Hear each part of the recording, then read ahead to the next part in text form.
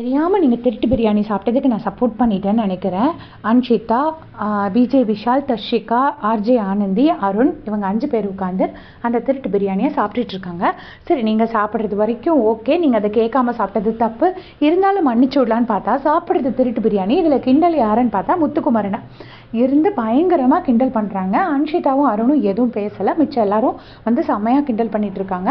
விஜய் விஷால் ஆரம்பிக்கிறாரு, முத்து வந்தால் ரூல்ஸ் பேசுவான் அப்படின்னு. உடனே ஆர்ஜே ஆனந்தி வேற, நான் வேற ஒழுங்காக ரூல்ஸை ஃபாலோ பண்ணிட்டு இருக்கேன்னு சொல்லிட்டேனே அப்படின்னு சொல்லிட்டு முத்து வந்து அதாவது ரூல்ஸ் போட்டு ரூல்ஸ்ன்னு பேசி மொக்க போடுவாங்கிற மாதிரி சொல்கிறாங்க.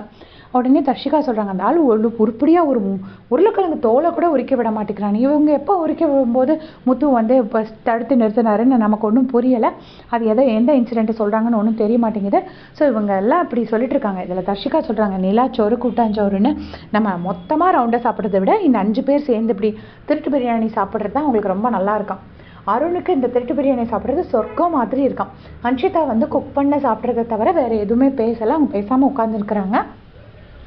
பட் இந்த ஆர்ஜே ஆனந்திக்கும் விஜய் விஷாலுக்கும் தான் ரொம்ப ஜாஸ்தியாக முத்துக்குமரனை பற்றி பேச்சு ஜாஸ்தியாக ஓடுது. இதில் ஆர்ஜே ஆனந்தி அந்த சௌந்தர்யாவை முத்துக்குமரன் ரோஸ்ட் பண்ணார்ல, அந்த இன்சிடெண்ட்டை வேற பற்றி பேசுகிறாங்க. ஆனால் ரொம்ப லோ வாய்ஸில் பேசுகிறனால ரொம்ப கரெக்டாக நம்மளால் கேட்க முடியல. இவங்களுக்கெல்லாம் எனக்கு என்னென்னா கரெக்டாக முத்து ஃபோபியா தான், முத்துனே பயந்துக்கிட்டே இருக்கிறாங்க.